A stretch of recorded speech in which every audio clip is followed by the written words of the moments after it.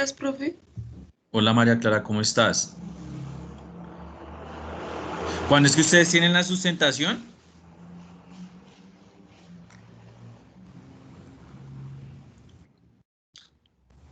El 10, profe. ¿Y cuándo tienen que entregar? ¿Ahorita el fin de semana? El 10 es en 8 días.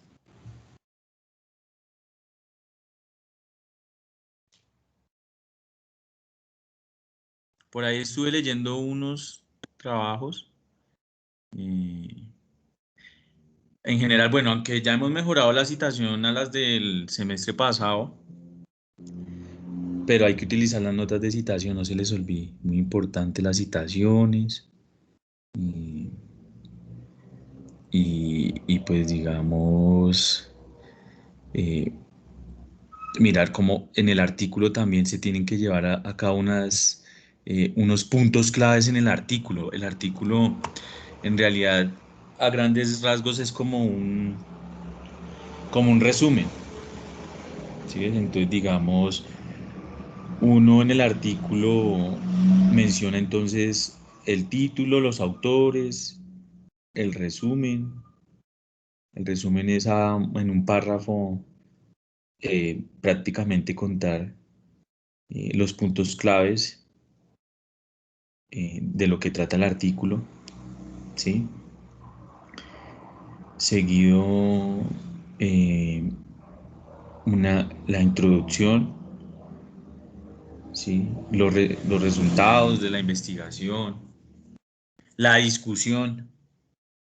La discusión es entre ustedes mismos, entre los que están realizando el artículo, dicen, no, mira, pues yo creo que con esto aprendimos esto, que pronto faltó esto, no sé. Es una discusión, ¿sí? Recuerden que pues digamos nosotros lo estamos haciendo experimentalmente prácticamente porque con la finalidad del artículo es obtener un producto del ABP. ¿Sí es? En realidad el producto no es el portafolio. ¿Sí es? Porque el portafolio la mayoría no utiliza el parafraseo, sino es solamente copiar y pegar.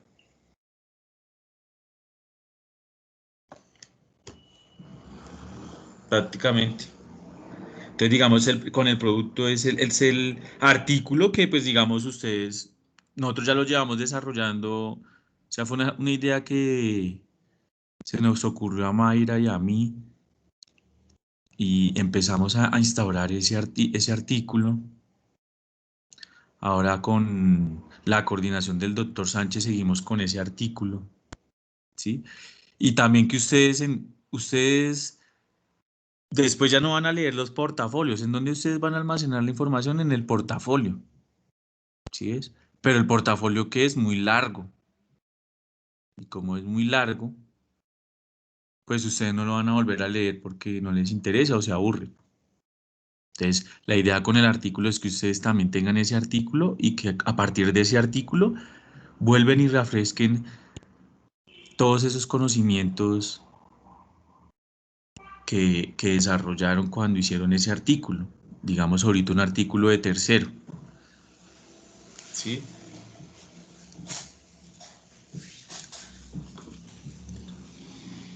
Entonces, digamos, con la pedagogía que se desarrolla en la universidad, pues es muy interesante, porque ustedes, si se comprometen, al final van a salir excelentes profesionales por el modo de eh, enseñanza que tiene la universidad. Es muy bueno. Entonces, digamos, hay que esforzarse por esto y por aprender.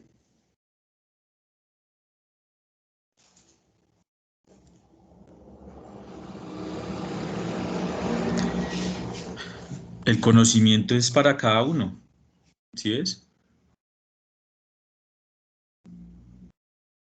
Entonces es individual, depende, hay que aprender obviamente a trabajar en grupo y ese también es el fin de la ABP.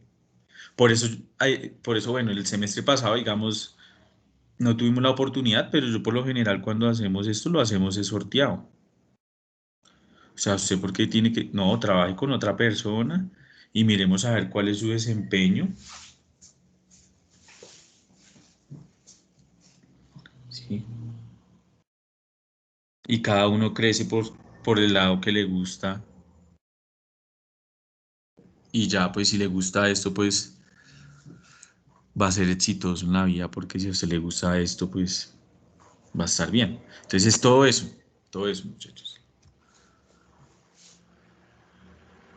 Y pues esperemos a ver cómo les va las citaciones, el parafraseo, ¿sí? Ustedes no pueden terminar la articulación, ¿sí? De todo el escrito, ¿sí? Eso es como contar una novela. Y, y el objetivo también es, digamos, a partir del artículo aprender a escribir, o sea, en realidad aprender a escribir, a partir del portafolio aprender a escribir, ¿sí? Porque el veterinario también se le olvida escribir y no, después cuando les toque realizar una tesis, no van a poder realizar un buen texto.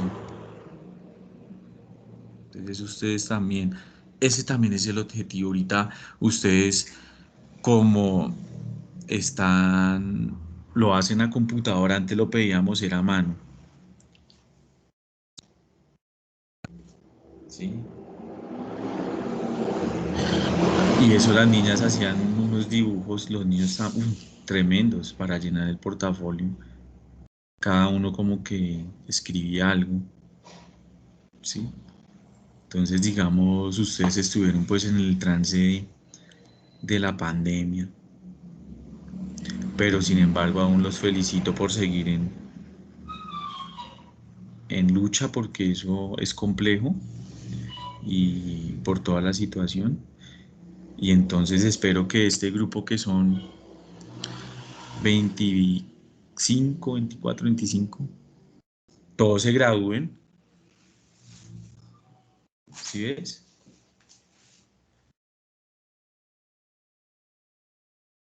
Todos se gradúen y al final ya es un excelente grupo. Nos toca es vernos en las prácticas, ya las tenemos programadas por ahí, yo les digo, y ya no bien, parafraseo. Aprendan a escribir, lean lo que escribieron, ustedes no leen lo que escriben, citen, listo.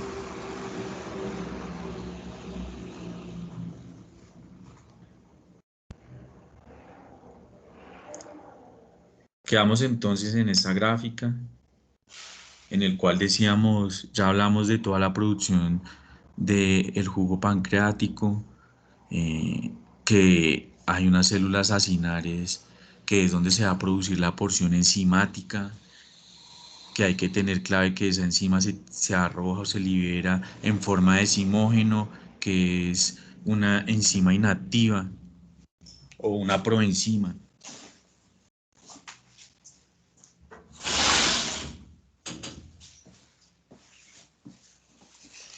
Y que se va a ir a activar al intestino. eh, en los enterocitos hay una enzima importante que se llama la enteroquinasa. Y esa enteroquinasa eh, coge el zimógeno de la tripsina, que es el tripsinógeno, y lo convierte en tripsina.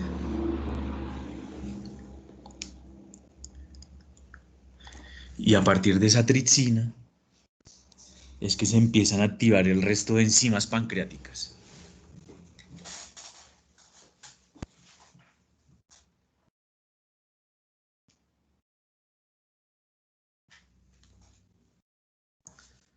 Y entre esas enzimas pues vamos a tener proteasas, ¿sí? Vamos a tener enzimas que van sobre el almidón, como la milasa, sobre lípidos, ¿sí? Recuerden que el páncreas junto con la bilis generan un medio para la desintegración de todos estos productos aún más. hasta Profe, finalmente, señor, ¿no qué estamos viendo o pena. no? No, Ya, no, señor profe, no se está compartiendo pantalla. ya, era esta.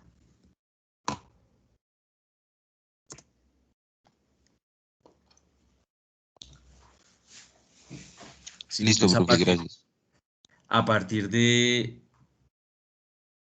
eh, de toda esa activación, pues se va a generar que las enzimas finalmente degraden el alimento hasta el punto en su partícula más pequeña. ¿Sí? Entonces, vamos a tener ese es el fin. ¿En dónde se genera eso? Ya lo dijimos, en el asa eh, sigmoidea en el duodeno.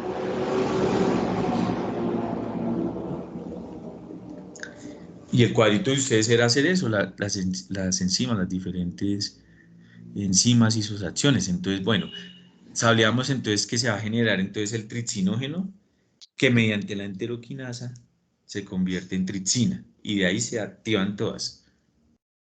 También se produce quimiotripsinógeno, proleastasa, procarboxipeptidasas, A y B.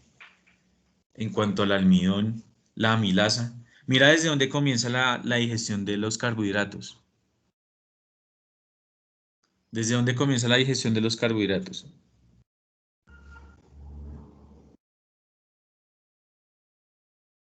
O el almidón, por ejemplo, que dice ahí.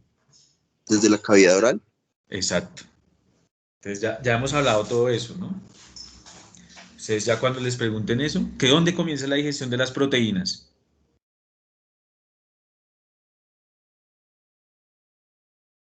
¿En dónde se produce? La digestión de las proteínas. En el estómago. ¿En el estómago? Exacto, exacto. ¿Y de los lípidos?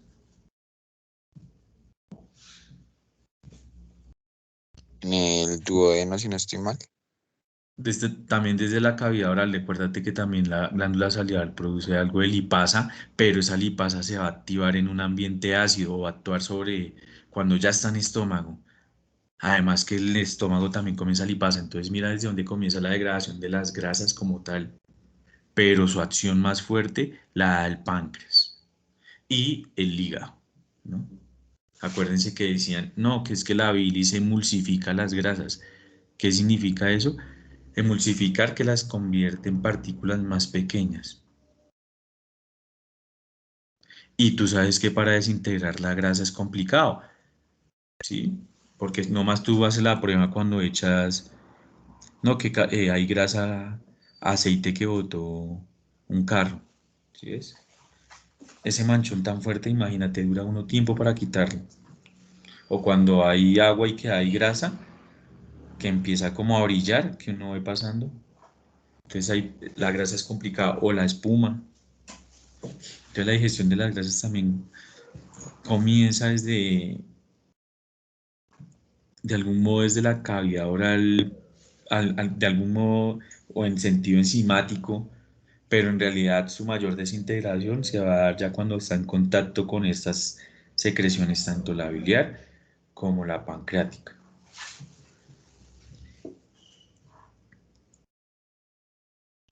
Entonces también va a generar lípidos, fosfolipasados. ¿Dónde nosotros vemos la fosfolipasa 2? Adicional a esto.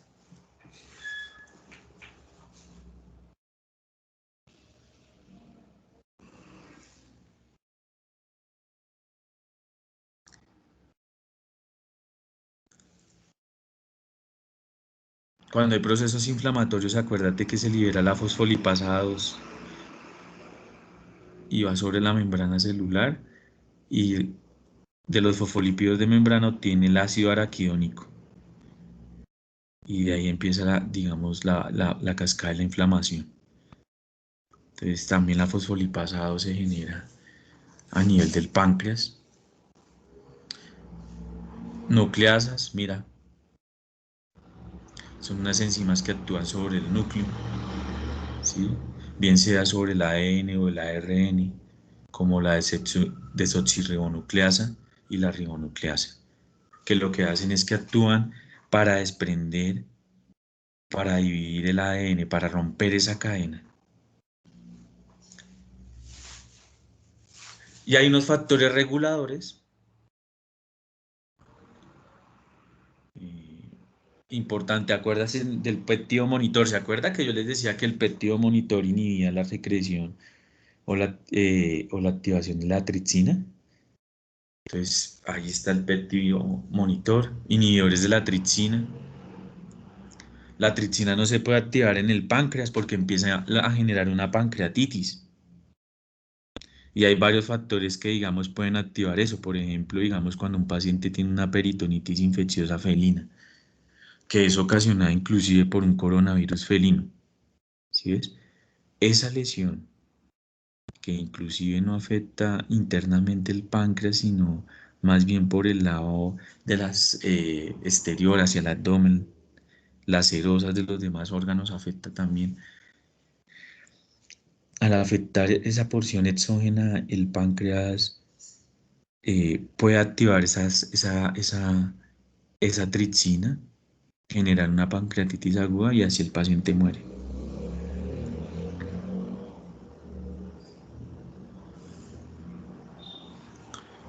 Sí, entonces eso hay que tenerlo también en cuenta.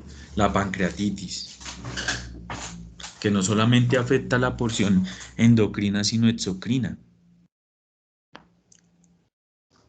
¿Sí ves? Y más adelante vamos a hablar del páncreas también como un órgano endocrino, como una glándula endocrina, porque tiene los islotes de Langerhans. Ahí están las células beta, alfa, beta y gamma. Y van a producir diferentes hormonas, glucagón, insulina, somatostatina. ¿Sí? Entonces, digamos, páncreas, muy importante a la evaluación. Ahorita lo hacemos ecográficamente. También hay una bioquímica, tripsina inmunorreactiva. Eso también nos ayuda a identificar problemas del páncreas. Pero el paciente que tenga problemas del páncreas también puede generar diarreas. ¿Sí ves? Todo eso ustedes tienen que tener en cuenta porque si no se está digiriendo o no se está haciendo una buena acción sobre sí, la comida, ¿sí? Pues va a generar una diarrea hiperosmótica porque va a aumentar la osmolaridad.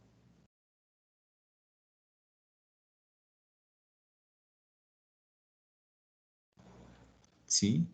A nivel luminal y eso va a traer líquido.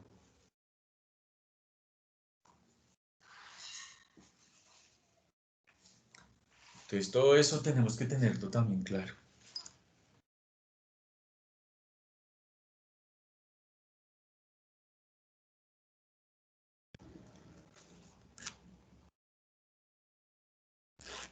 ¿Sí? Porque si, digamos, yo les preguntara cuáles son las causas de la diarrea. Eh, ¿La diarrea es fisiológica o patológica?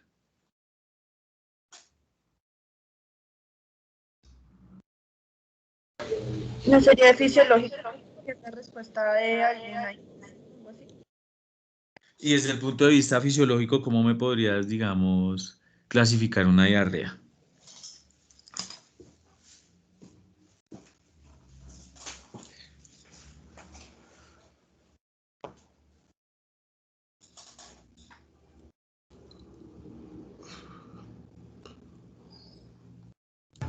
Pues la verdad,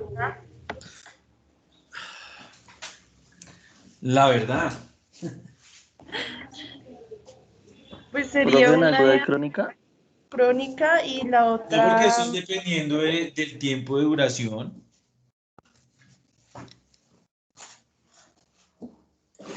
¿Cuánto dura? ¿Fue ayer o fue hoy? ¿Sí? ¿O fue hace una semana? Eso es agudo y eso es crónico. Se refiere al tiempo de presentación o evolución de la enfermedad. Pero fisiológica es muy sencilla. ¿Qué pasa si se aumenta la motilidad?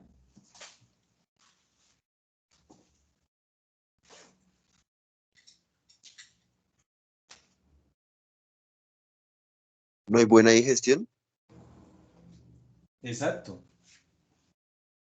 Y si no hay buena digestión, pues va a generar también una diarrea. Entonces, una es por un aumento en la motilidad. Si se aumenta la motilidad intestinal, ustedes ya saben, si se aumenta el peristaltismo, por ejemplo, pues no va a haber una suficiente o una absorción adecuada, ¿sí?, de los nutrientes y va a generar una diarrea. Hiperosmótica también. Mira que las dos, inclusive si hay un aumento de la osmolaridad, o sea, si hay un aumento en la concentración de solutos que atraigan agua hacia el lumen intestinal, pues va a generar una diarrea hiperosmótica.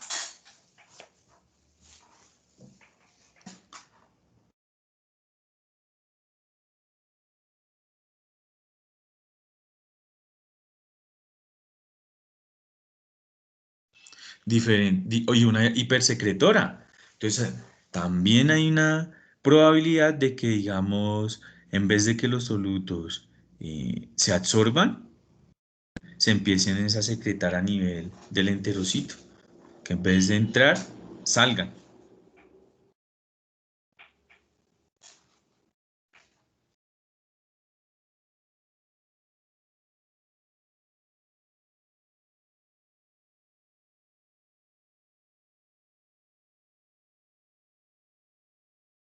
¿Sí? Entonces, digamos, así se puede clasificar la diarrea según eh, también la fisiología.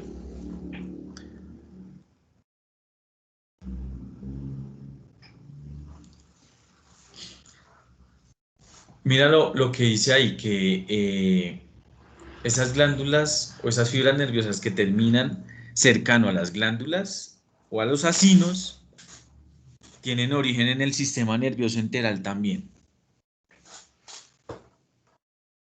Entonces, también sobre el páncreas hay algo de sistema nervioso enteral rigiendo eh, pues esa secreción porque está en interacción. El páncreas prácticamente está entre el medio, entre el duodeno y el estómago y el duodeno. Ahí está el páncreas, en esa porción. Tiene mucha intimidad también con el estómago. ¿Sí?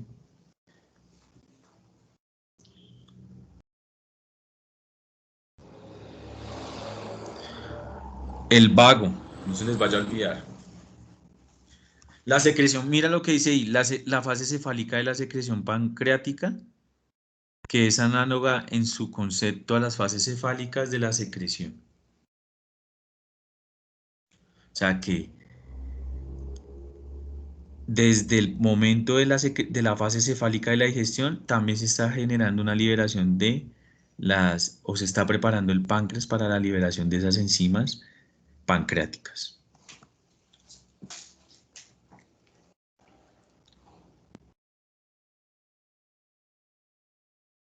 La colecistoquinina, importante, muy importante la colecistoquinina.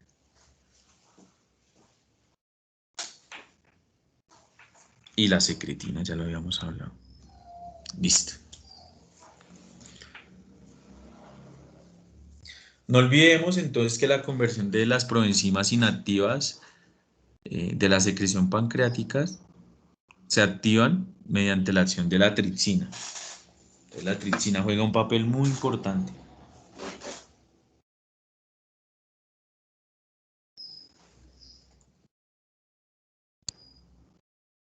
Y el simógeno de la tripsina va a ser entonces el tripsinógeno. Ese tripsinógeno mediante las enteroquinasas que les mencionaba, de las enterocitos, va a generar entonces que ese tripsinógeno se convierta en tripsina y que la tripsina sea capaz de activar o de generar una cascada de activación de sus compañeras.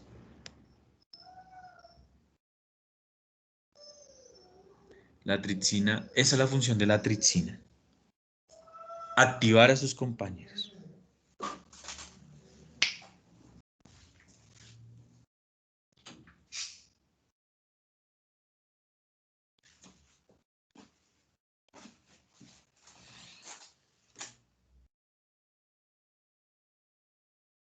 ¿Preguntas?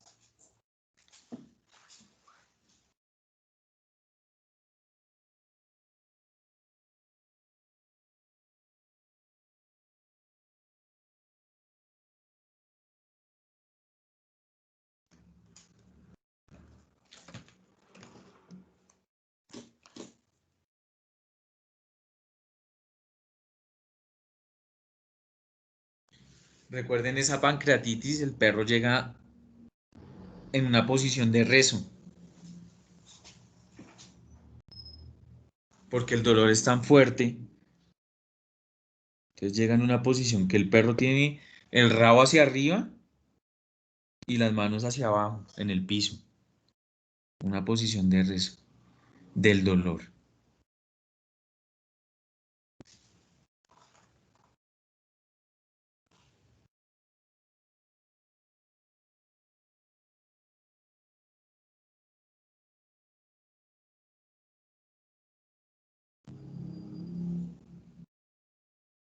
Y el perro te llega con diarrea.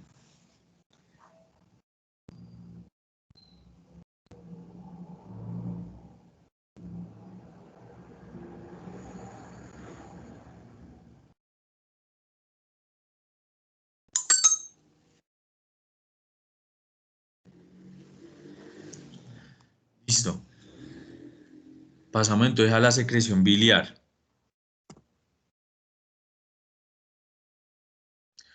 Los ácidos biliares son importantes entonces para digerir y absorber lípidos.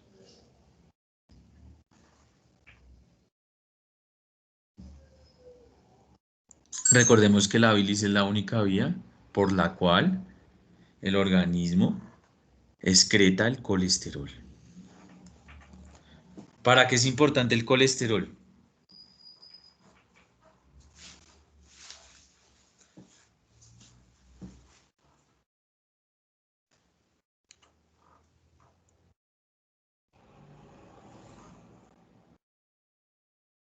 ¿O el colesterol es malo?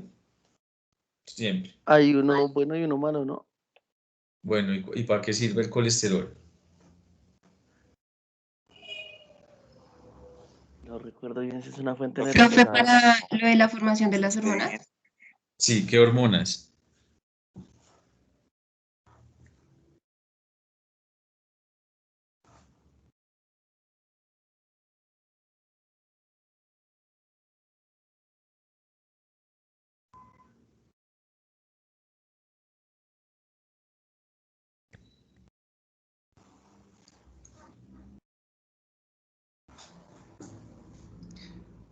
Para las hormonas derivados de este anillo heterocíclico del colesterol, que son los mineralocorticoides, los glucocorticoides, los andrógenos, la progesterona, el estrógeno, la testosterona. Todas esas hormonas son derivadas del anillo heterocíclico del colesterol. Y si las grasas de algún modo sirven de fuente energética y se almacenan también en el tejido adiposo, y un exceso de ellas pues va a generar de grasa consecuencias fatales, porque acuérdate, hay una que va a ir, que es absorbida desde el intracto gastrointestinal y que va a ir a incorporar la grasa a donde se necesite, y hay una grasa que se está también movilizando desde el almacenamiento posiblemente al hígado para generar una gluconeogénesis y lipólisis. ¿Sí? Entonces, ese colesterol también no es que sea malo, sino también tiene una porción buena, ¿no? que es pues, la producción de las hormonas, ahí están involucradas las hormonas sexuales, ¿sí? Y dependiendo de su ubicación, él se clasifica de su ubicación y de su forma, cómo se está transportando, si son eh, polisacáridos de alta, de baja densidad, lipoproteínas de alta o de baja densidad, esos transportadores, dependiendo de cómo se esté transportando en sangre. Entonces, una forma de que el organismo se deshace del colesterol es con la bilis.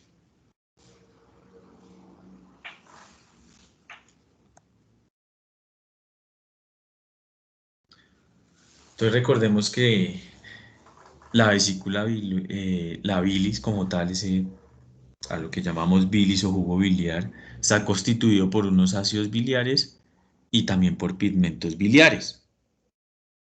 ¿Ustedes cuáles creen que son los pigmentos biliares?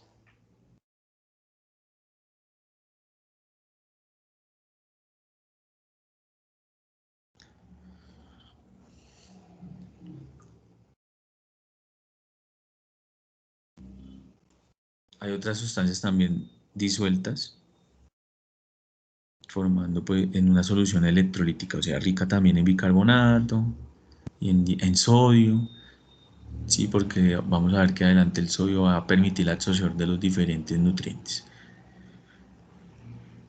Ahí van a salir estercobilina,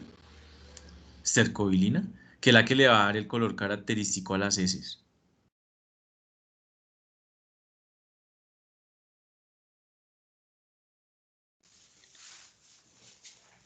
Entonces esa estercobilina le va a dar el color característico a las heces.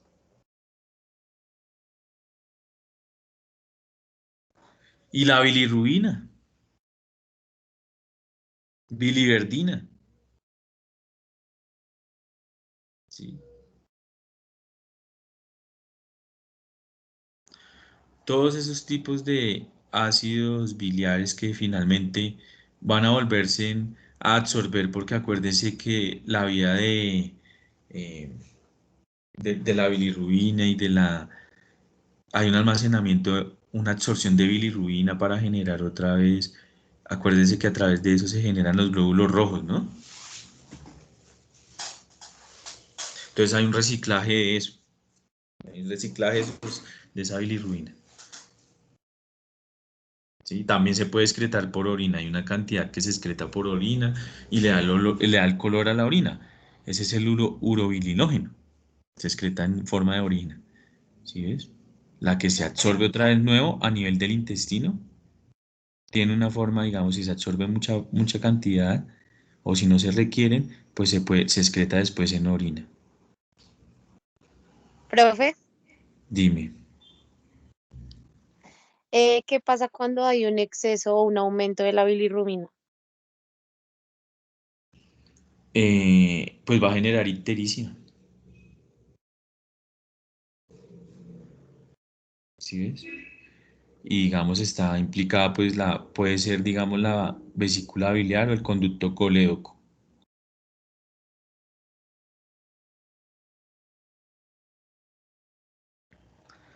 Entonces digamos ahí, ¿cuáles son los tipos de ictericia? ¿Qué es una ictericia? Hablemos que estamos hablando de prácticamente todo esto. ¿Qué es una Es la ictericia? coloración amarillenta de las mucosas. Exacto. Entonces es el color cuando una persona está súper amarilla. ¿Sí ves? Y esa ictericia se debe a tres causas. A tres causas. Son varias o sea, mira que desde el punto de vista tú de la fisiología ya empiezas a entender la medicina interna. El problema de la fisiología es que no te saque de la medicina interna, porque si esto te saca, esto te saca. Entonces, hay tres tipos de ictericia: prehepática, hepática y poshepática. ¿Cuál es la ictericia prehepática? ¿Ustedes cuál creen? Póngale cuidado porque cuando ustedes vean un paciente, uy, lo vieron amarillo, se van a acordar de mí. A ver.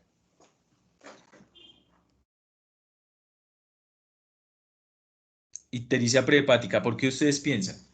Cuéntenme a ver, así alguno sabe.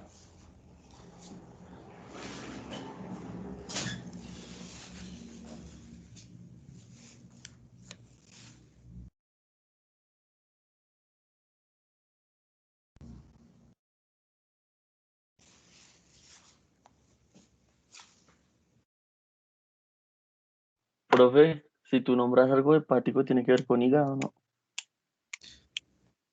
¿Y por qué con el hígado? Pero yo estoy diciendo prehepática.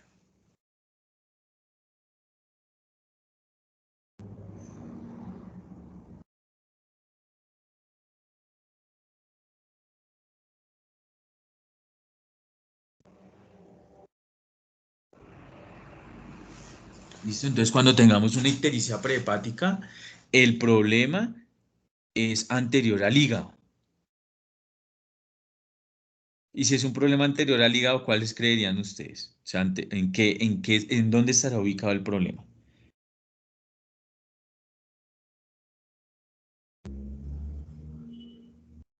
Entonces, digamos, para esa ictericia prehepática, el problema está ubicado a nivel del glóbulo rojo de los vasos sanguíneos. ¿Sí ves? Y una ictericia prehepática, por ejemplo, es la destrucción del glóbulo rojo. ¿Por qué? Digamos, si el paciente tiene Ehrlichia o tiene Babesia o tiene anaplasma.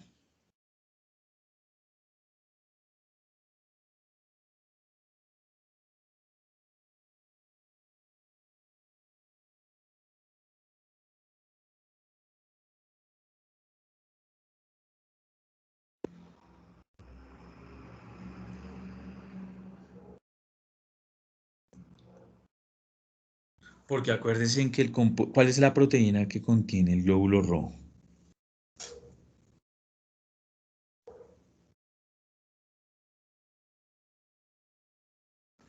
La hemoglobina. Exacto. ¿Y la hemoglobina en qué se divide? ¿Por qué está compuesta la hemoglobina?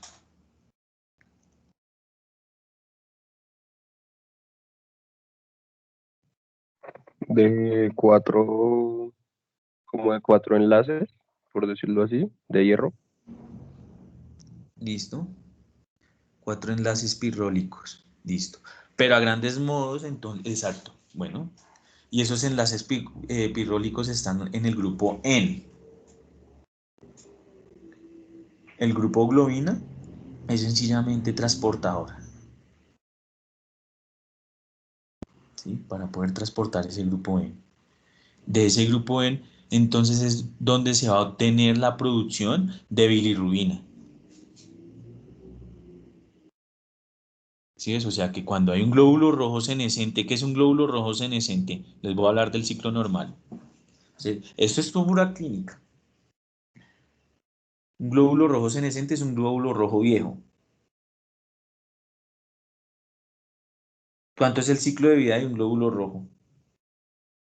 En un gato.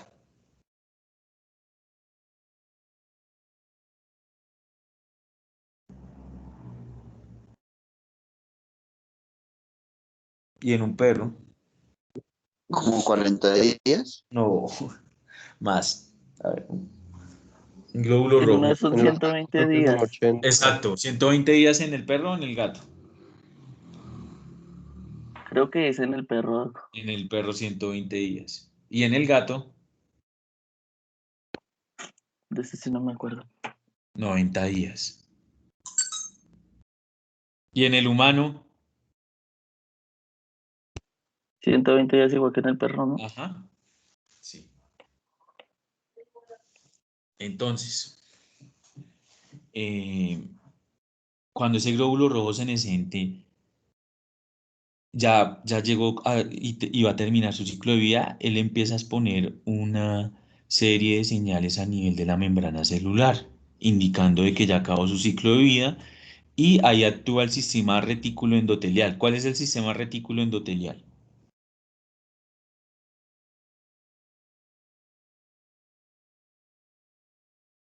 Entonces son los ganglios linfáticos, el vaso, ¿sí? Y ese glóbulo rojo va a llegar a cualquiera de estos órganos, en especial al vaso. ¿Sí? O sea, el vaso es el que genera, esa es la función en mayor. El 95% de la función del vaso es captar los glóbulos rojos senescentes, ¿sí? Para generar entonces esa disociación entre el grupo N y el grupo globina y traspasarle o darle al hígado pues este grupo N, y el hígado pues a partir de ese grupo N va a generar entonces la bilirrubina. Eso es normal. Y después, ¿con quién? Entonces empieza a generar la bilirrubina y conjuga la bilirrubina con el ácido glucurónico, ¿sí?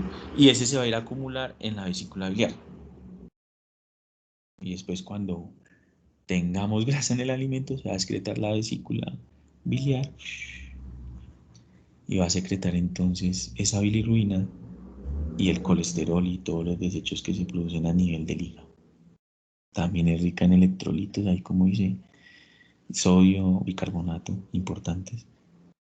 Pero eso es, digamos, la producción o todo el ciclo de la bilirrubina. Ahora, entonces, ¿cuál sería la ictericia prehepática?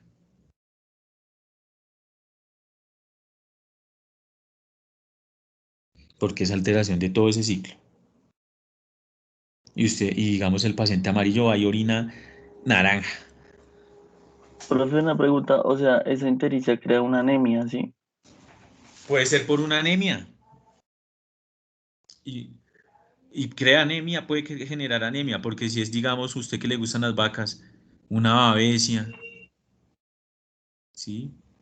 O una anaplasma, a la que llaman ranilla roja o ranilla blanca. Por ejemplo, esa babesia es un hemoparásito, o sea, es un parásito del glóbulo rojo y se transmite por la garrapata. Es la que más llaman la misma fiebre de la garrapata. Sí, entonces ese hemoparásito, o al humano también le puede dar un hemoparásito, va a destruir el glóbulo rojo, ¡pa! Y destruye el glóbulo rojo, pero no lo está haciendo en el vaso. Inclusive el vaso crece porque el vaso capta los glóbulos rojos, pero como son tantos, la destrucción también se produce a nivel de los vasos sanguíneos. Y esa es la diferencia entre la erliquia y el anaplasma, por ejemplo, o la babesia, la erliquia versus el anaplasma. Porque el anaplasma, digamos, se le llama ranilla blanca porque el animal, en vez de estar ictérico, está súper anémico, pero es por el secuestro que genera en el vaso, esa destrucción se genera en el vaso.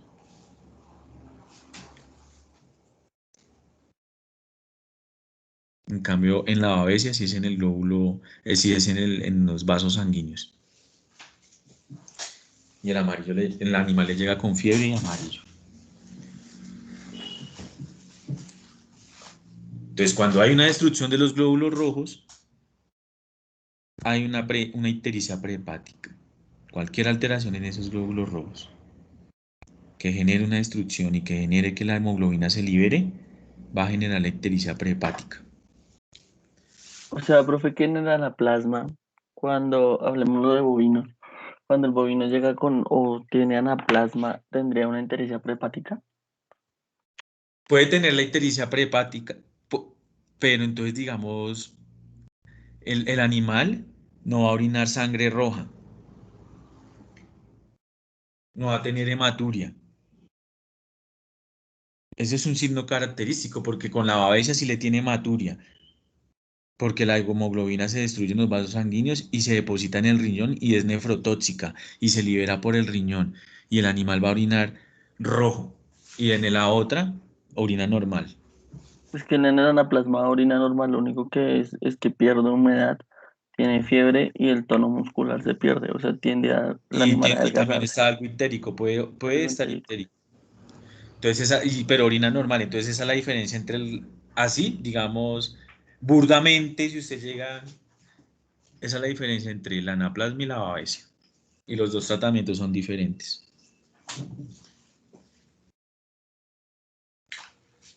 Profe, ¿y el tratamiento puede depender del profesional o pues hay como un tratamiento ya dado para Sí, cada... depende del profesional.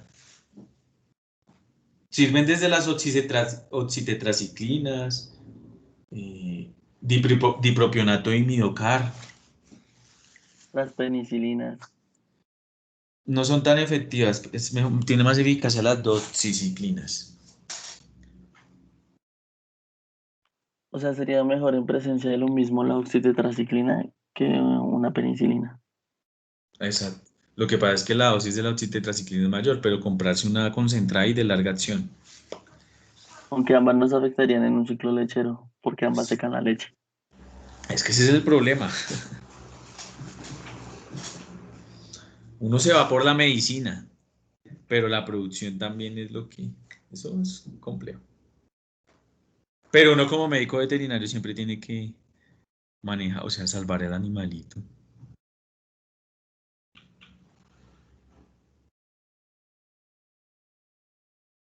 Y la ictericia hepática, pues problemas en el hígado.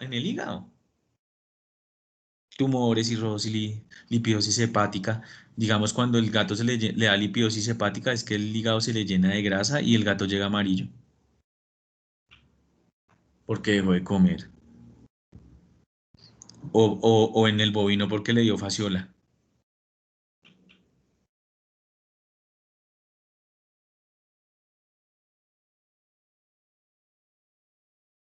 En el perro, los perros de panadero. Profe, una pregunta. Señor, Qué pena ser tan insistente en el tema de los bovinos. En el momento de uno tener una presencia de una fasciola, cuando se detecta a tiempo, ¿se puede realizar algún tipo de tratamiento con medicamento, con fármacos, o especialmente ya no hay nada que hacer? ¿O va sí, según claro. como lo que Dependiendo está comprometido? de la cantidad, porque imagínate. Pero si tú lo detectas, claro. Hacer el control al caracol, porque el caracol es el que genera ese problema, el caracol itnea. Entonces hay que hacer el control al caracol, pero sí, sí hay tratamiento.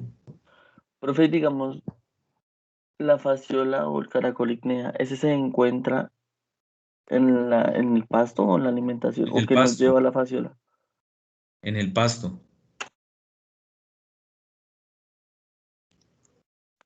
Ah, Es vale. por la humedad del pasto. Entonces permite que el caracol prolifere y la vaca se come el caracol. Y como se come el caracol, entonces le empieza a hacer el ciclo de vida la fasciola. Doc, ¿y para el control de ese caracol se fumiga o algo así? Se tiene ese sulfato de cobre. Creo que es con sulfato de cobre. Y se hace como, se le echa al pasto. Y eso acaba con el ciclo de vida del caracol. Pero no me acuerdo si es el sulfato de cobre. Creo que sí. Vale, Doc, gracias. Bueno,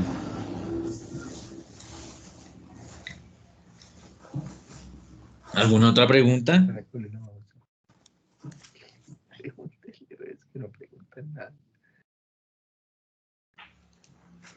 Hay un chico que tiene abierto el micrófono. ¿Ah? Vanessa, ¿tienes el micrófono abierto? Vanessa,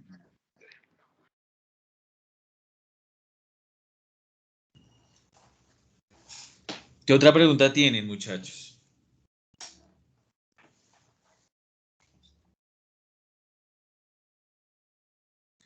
Entonces esa bilis también es alcalina, semejante al jugo pancreático.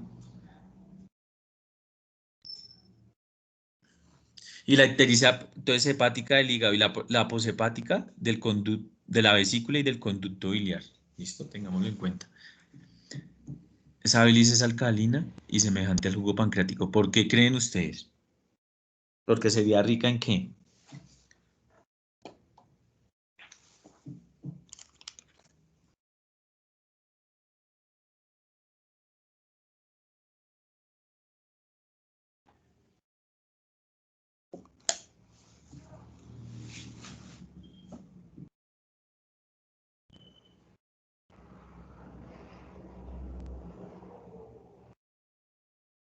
En bicarbonato. Listo. Break. Break, break. En 5 minutos empezamos otra vez. ¿Qué dice? Van sacando preguntas, muchachos.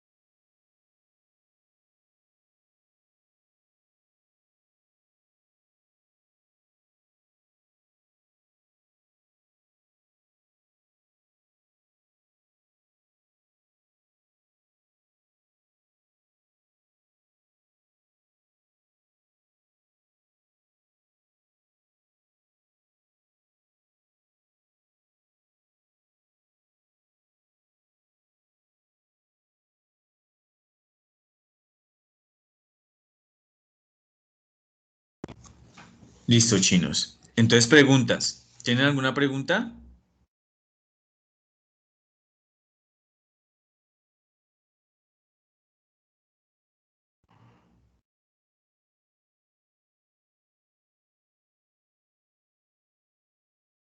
Profe, ¿hay algún tipo de bacteria que pueda afectar al animal en el agua? ¿De bacteria al animal, a cualquier animal? Sí, o sea, digamos, no sé, el animal, bueno, te voy a dar el cuadro clínico. El animal está bien, llega al sitio, más o menos en 4 o 5 días empieza a tener tos y problemas de respiración y con una secreción mucosa. Y ya después, cuando fallece y se hace la necropsia, se encuentra que tiene problemas como fibrosis pulmonar y problemas en el hígado. Sí, claro, eso hay varios agentes que pueden generar problemas, no solamente infecciosos, sino también otro tipo de agentes que de algún modo generan esa injuria, digamos, una exposición a aguas contaminadas por, digamos, metales o por varias cosas pueden generar problemas, claro. ¿Sí ves? Pero digamos que afectar al pulmón y eso, pues tocar, y el hígado, pues tocaría ver la tuberculosis.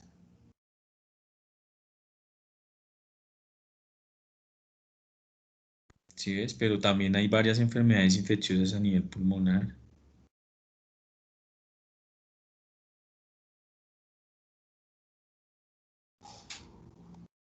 Ah, vale, gracias. Sí. No, eso todo es, digamos, dependiendo de el veterinario y del diagnóstico.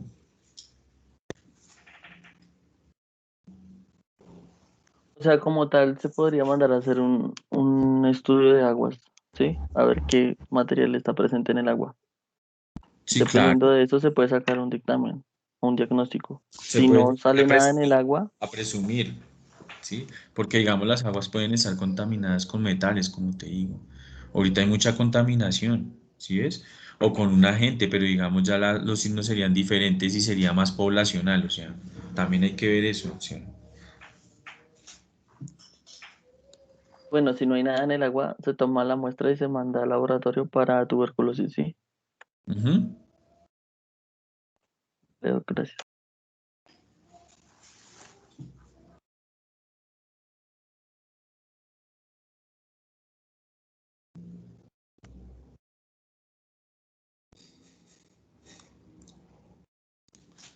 ¿Qué otra pregunta, muchachos?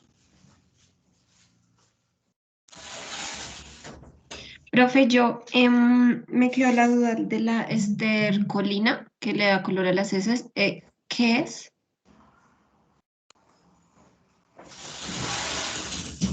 Señora. La estercolina que le da color a las heces, ¿qué es? Estercobilina. Es uno de los pigmentos biliares y le da el color a las heces. O sea, si ustedes tienen un paciente que tiene heces alcohólicas que es sin color, ¿de dónde es el problema?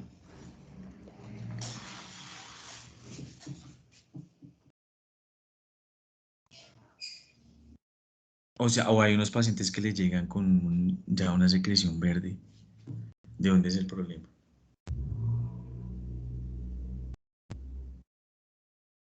Deficiencia o exceso de la estercobilina a través de la bilis.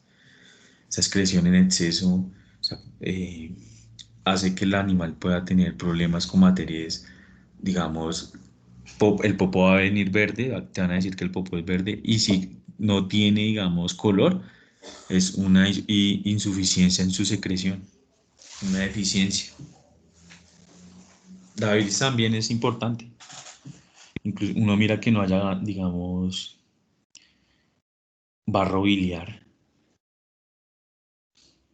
esa vesícula biliar que pueda, digamos, decir que hay cálculos biliares, ¿sí? O que hay una obstrucción del conducto biliar. Eso es importante tenerlo en cuenta.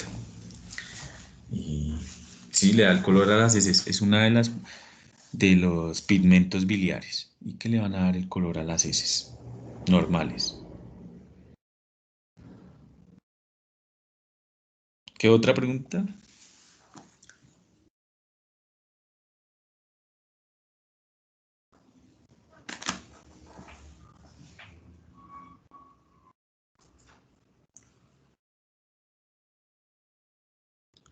Entonces, mira, algunos de los componentes de la bilis se reabsorben en el intestino y luego son excretados de nuevo por el hígado en una circulación enterohepática, o algunos son excretados en la orina como el urobilinógeno.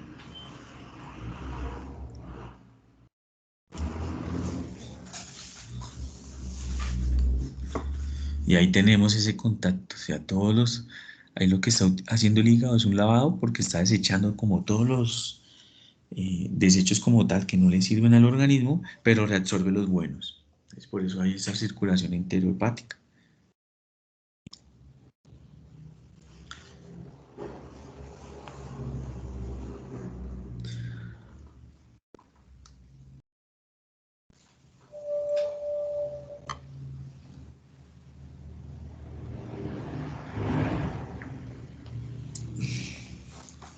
Bueno,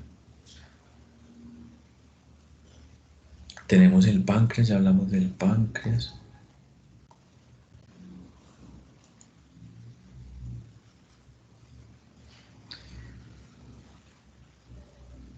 Entonces vamos a ver toda esa relación. Entonces vienen las sigmoides, el páncreas, el estómago, la curvatura mayor, la curvatura menor, el hígado,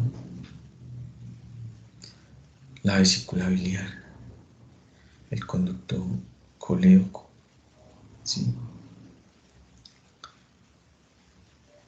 Habla que el esfínter de hoy. Nosotros hablamos la papila duodenal mayor y menor, ¿sí? Entonces, ¿qué pasa? Que llega la sangre, perdón, el alimento, que ya no se llama bolo alimenticio, sino se llama ¿cómo?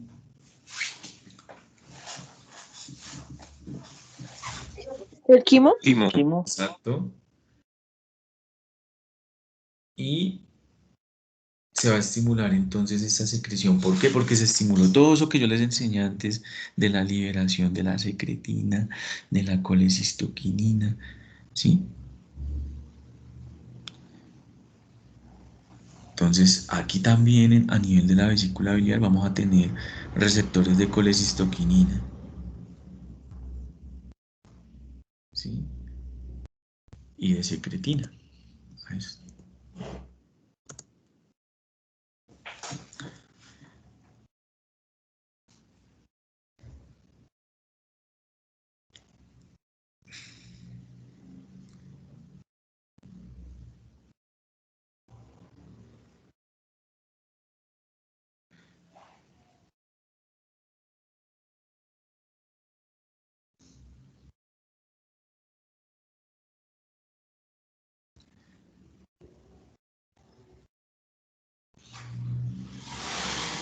Ahí está. ¿En qué movimiento está esta asa? Sigmoide. ¿En qué movimiento intestinal? Cuando hay contenido, cuando hay quimo.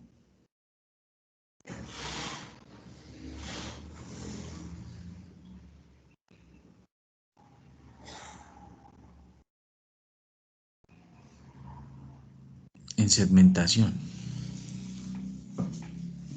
No hay avance. Solamente mezcla. Mezcla.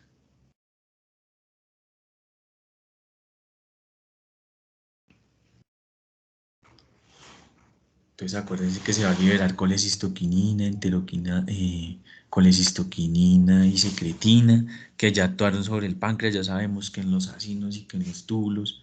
Y a nivel de la vesícula biliar también se genera un control neurológico, un estímulo vagal, o sea que eso está mediado por el sistema nervioso parasimpático, ¿sí? Que inicia con unas contracciones débiles de esa vesícula biliar.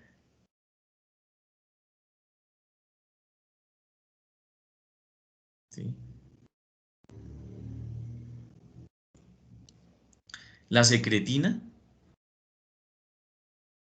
también va a estimular esa secreción, ¿sí?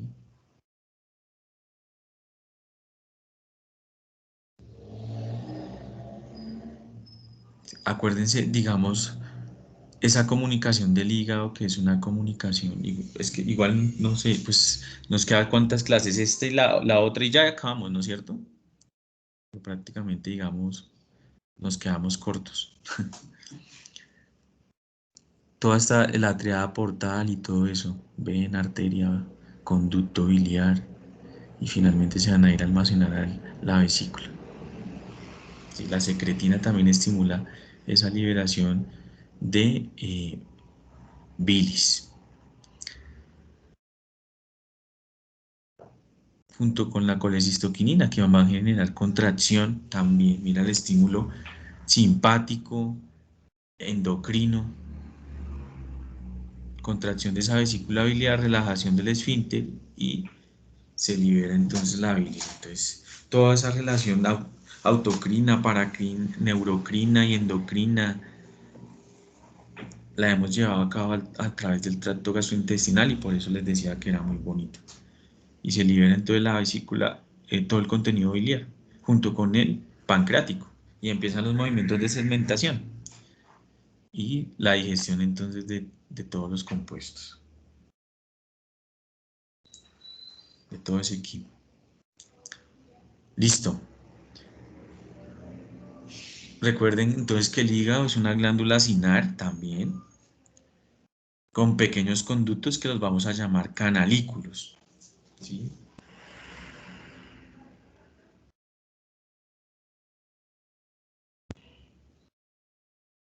Mira lo que dice acá, las células epiteliales del conducto biliar actúan de manera similar a las células de los conductos y de los centros acinares del páncreas. Sí, es muy diferente, es muy parecido, lo único que el parénquima es un poco, está conformado por unas células más estructuradas que en el páncreas. Y la secretina, mire, también estimula la secreción de bicarbonato. Importante esa secretina en esa secreción de bicarbonato. La bilis contiene también fosfolípidos y colesterol en una solución acuosa por acción de lo detergente de esos ácidos biliares. Los ácidos biliares van a actuar como detergentes, o sea que va a generar como una especie de como espuma, esa degradación de la grasa espuma, ¿sí? Es muy importante eso, esa conformación.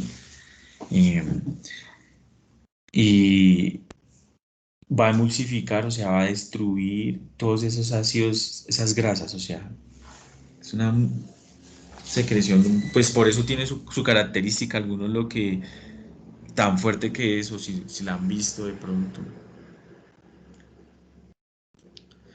Los hepatocitos sintetizan ácidos biliares a partir del colesterol. Entonces, para eso también es importante el colesterol y por eso su vía de excreciones a nivel de biliar. Listo.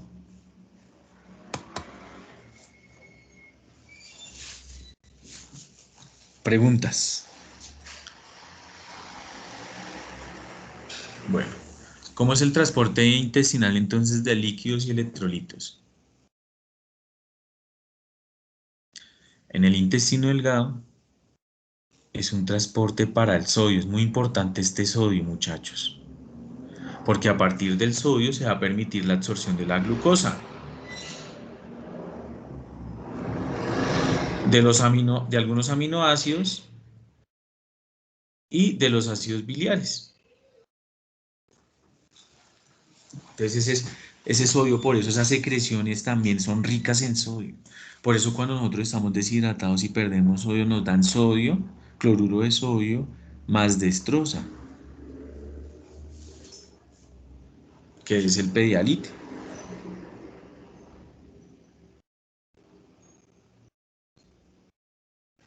Que es esa absorción de sodio. Es muy importante.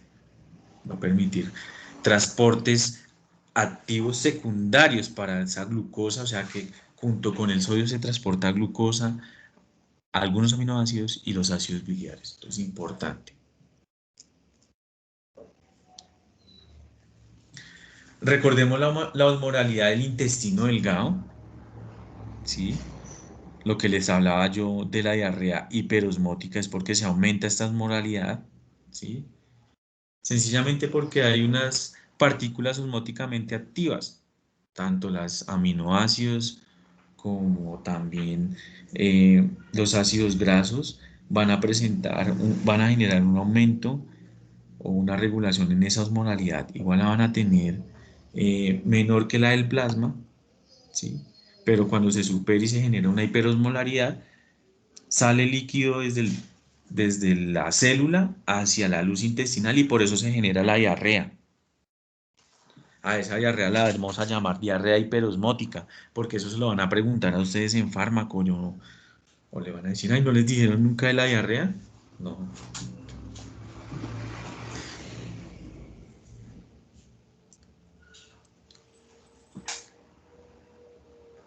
Entonces, en el colon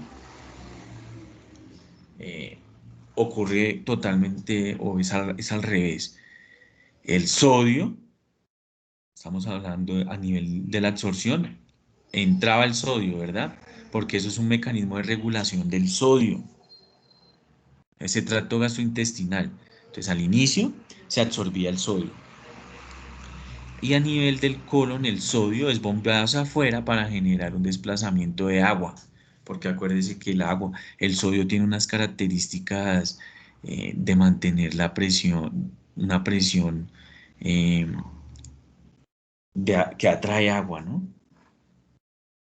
Higroscópica se llama, pero es esa presión dándole características de presión osmótica o hidrostática, ¿sí?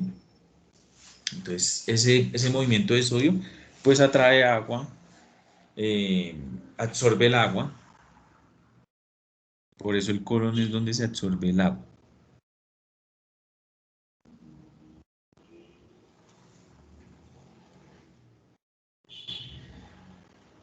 Recordemos que el transporte de líquido a lo largo del intestino favorece la absorción.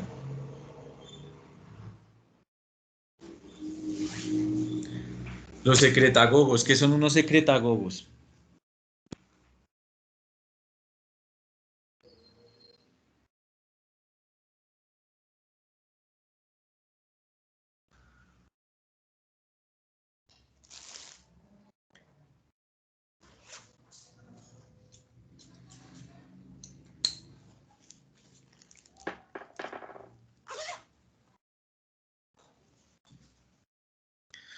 Un secretagogo es como una sustancia que estimula la secreción de otra sustancia. En este caso va a ser un colagogo. Entonces, un colagogo estimula la secreción del el contenido de la vesícula biliar. Y tenemos que también es estímulo por la acetilcolina, por un péptido inhibidor vasoactivo, por las prostaglandinas, por la serotonina. Mecanismos de absorción de sodio en el intestino delgado. Entonces ahí vamos a ver una serie de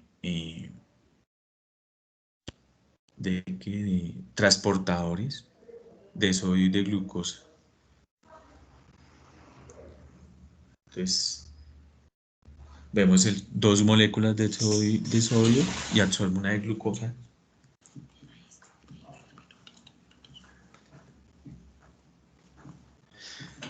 Dos minutos.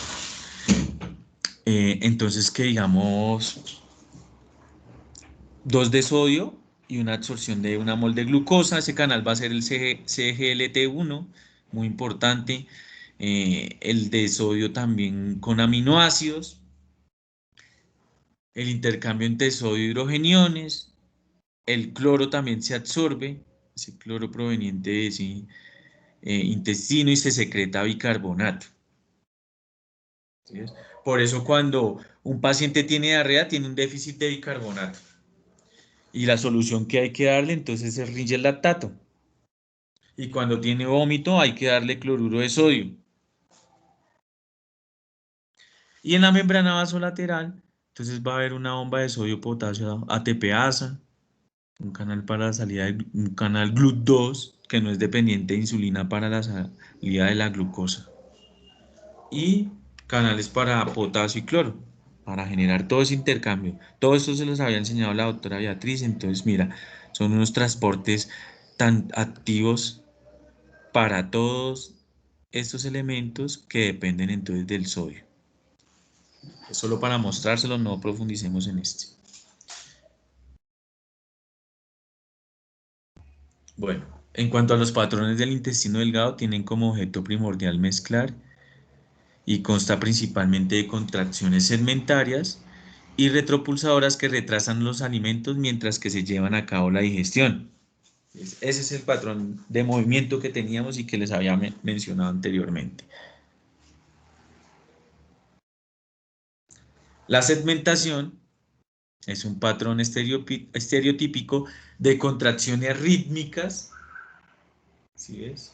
Son el reflejo de la actividad propagada del sistema nervioso enteral superpuesto al ritmo eléctrico básico. Todo eso yo ya se los había explicado. ¿Sí ves? ¿Quién da las contracciones rítmicas? ¿Por qué son rítmicas? Por las células intersticiales de Cajal. ¿Ya les hablé del sistema nervioso enteral? Sí, que hay dos, el submucoso y el muscular. ¿Sí?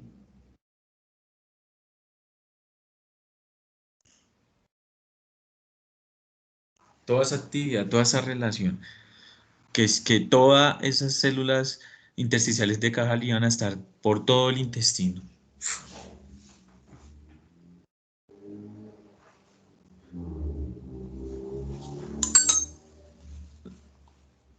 Recuerden que la colecistoquinina desempeña funciones importantes también en enlentecer el vaciamiento gástrico cuando los alimentos están en el intestino delgado.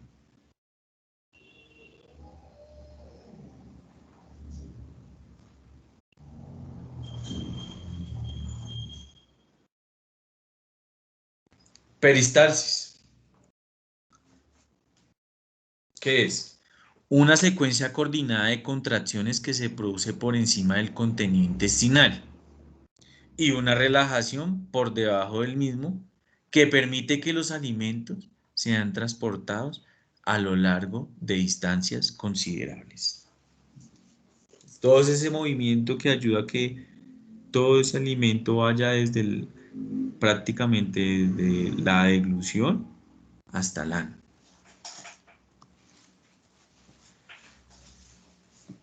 Está mediada por la acetilcolina, es una acción refleja de la acetilcolina, una sustancia que se llama la sustancia P también,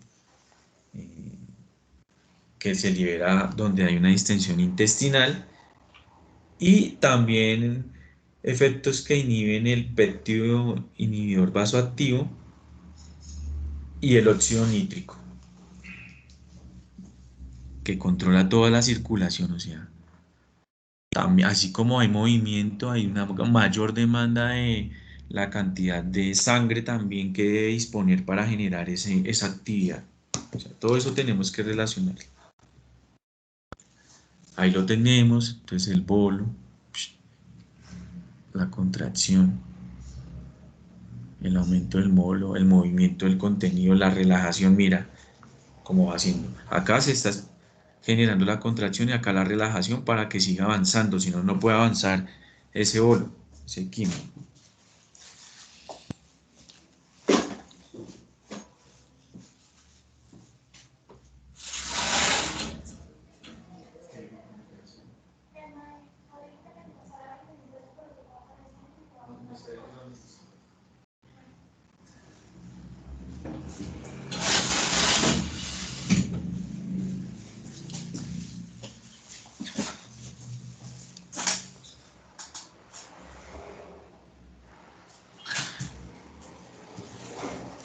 Preguntas, muchachos.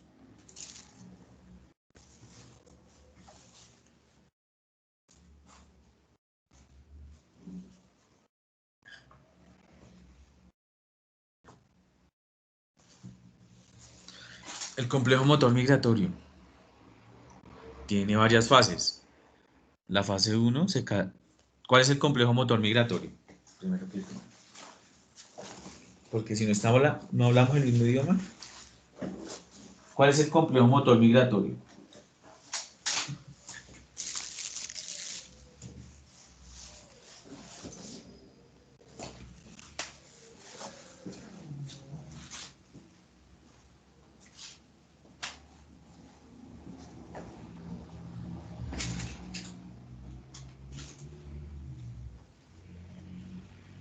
¿Cuál?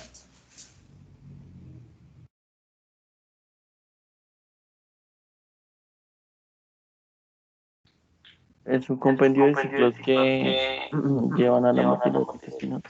No.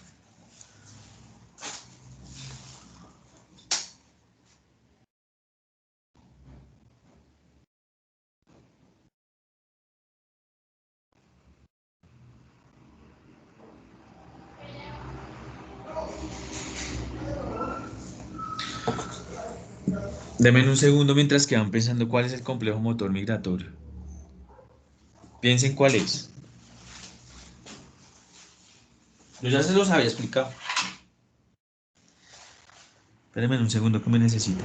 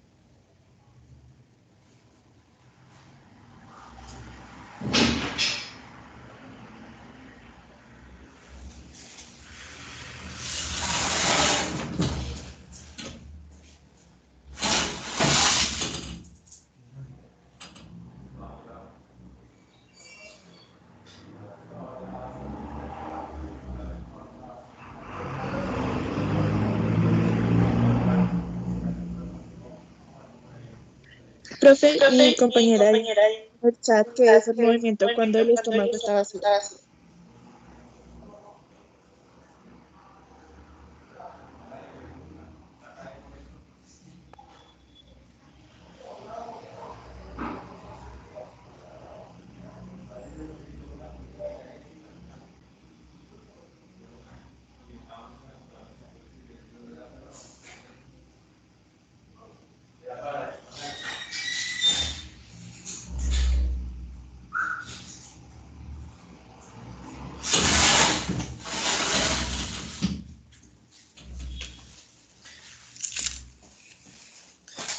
Bueno, entonces, ¿cuál es el complejo motor migratorio?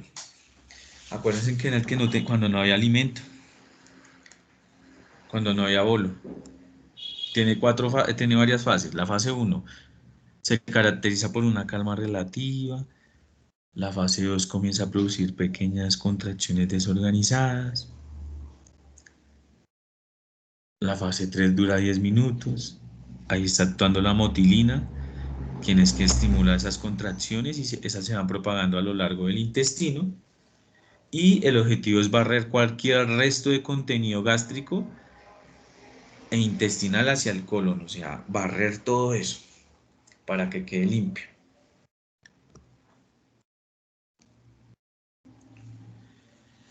El píloro y la válvula ileocecal se abren por completo durante la fase 3, por lo que los productos no digeridos de gran tamaño pueden finalmente pasar al fundus gástrico. Así es como actúa en realidad, digamos,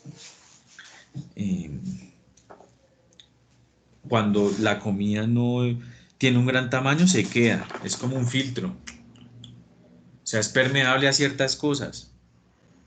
Cuando sí se hace esa contracción, pero las de gran tamaño, digamos, si yo me comí la carne y me comí un trozo y me lo tragué de una, esa carne se va a demorar más tiempo en pasar que si me tomo el vaso de gaseosa. El vaso de gaseosa ya sí pasa rápido, pero la carne se queda ahí un tiempo. Entonces, como va pasando, entonces finalmente algunos contenidos de gran tamaño que hasta ahora están siendo digeridos en la fase 3 del complejo motor migratorio pueden pasar entonces hacia el intestino y terminan de hacer toda su digestión. La motilina, importante. Entonces esa motilina es la que va a ser encargada de manejar todos esos patrones de movimiento a nivel del sistema del complejo motor migratorio. Y reaparece obviamente en la fase 1. Es un ciclo de esa motilina, depende de todos esos movimientos.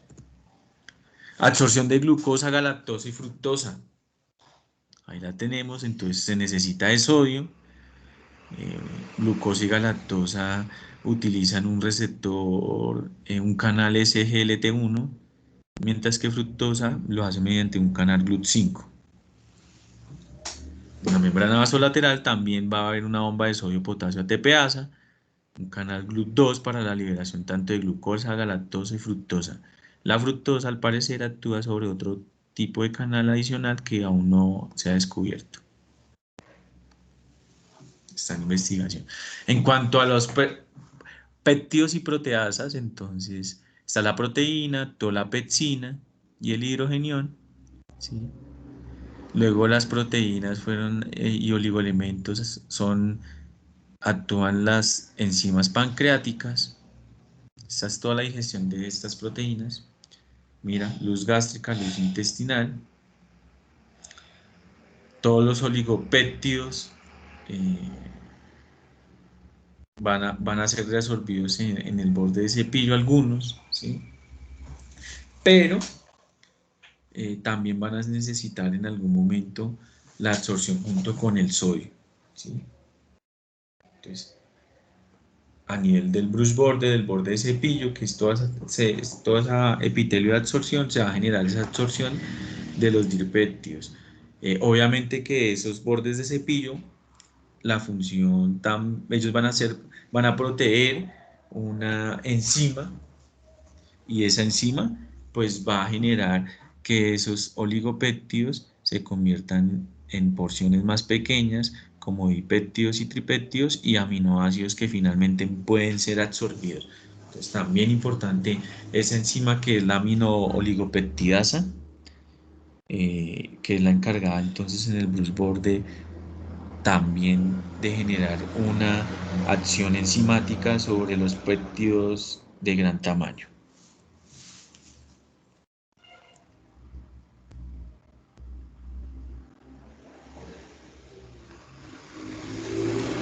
Y ahí vemos que en el borde de cepillo entonces se va a llevar la absorción de esos péptidos que son ricos también en unas enzimas que los van a ayudar a convertir en más pequeñitos y se van a absorber los dipéptidos, tripéptidos dipéptidos y tripéptidos mediante un canal PET-T1 se va a absorber entonces ese tripéptido y péptido, ¿sí? Finalmente, si se absorben este tipo de... También pueden aminoácidos, ¿no? Pero si se absorben este tipo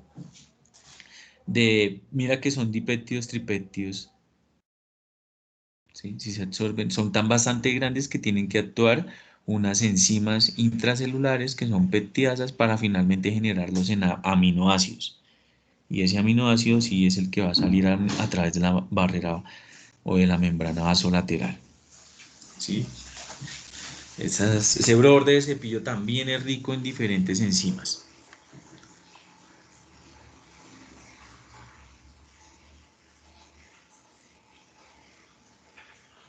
En el colon, entonces en el colon va a haber una absorción electrogénica de sodio. ¿Sí? Entonces el sodio sencillamente va a ser absorbido mediante cargas eléctricas, ese gradiente de concentración ahí influye mucho.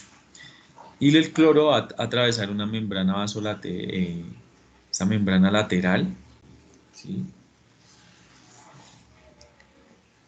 Sí, creo que sí se le denomina, no, la vasolateral es esta y esta es una membrana, no, una absorción lateral, sí, de cloro.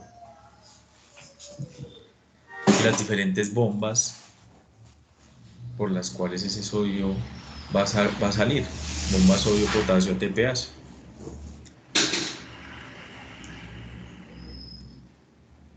En cuanto a la absorción de los ácidos grasos de cadena corta, eso se hace en los colonocitos, ya estamos en la absorción en el colon, ¿sí?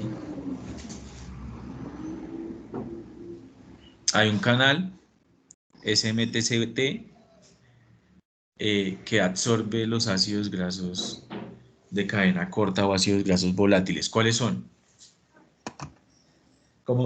¿Cuáles son los ácidos grasos volátiles? La grasa la que más se demora en digerir y en absorber, por eso se hace a nivel del colon. Todo ese colesterol que se arrojó, toda esa digestión.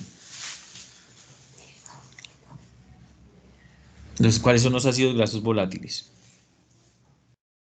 El acetato, profe. Bueno, ácido acético, sí. ¿Cuál otro?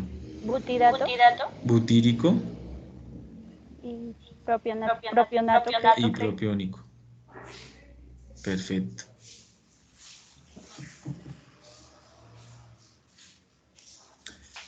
Sí, entonces digamos, el ácido acético y propiónico, más que todo el propiónico, acá es el que va a salir, el que se va a ir a absorber por la vía, digamos, o la membrana vasolateral, ¿sí? En forma de micelas, y va a ser también transportado por una proteína transportadora y finalmente llevado al hígado.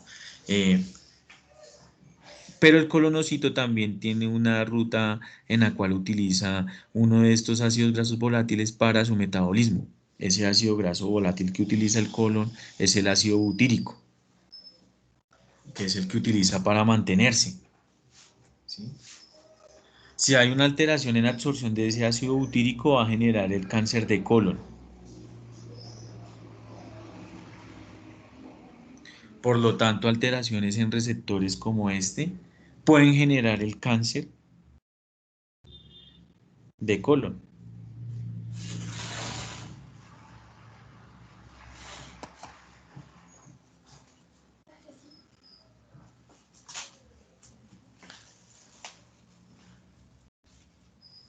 Preguntas.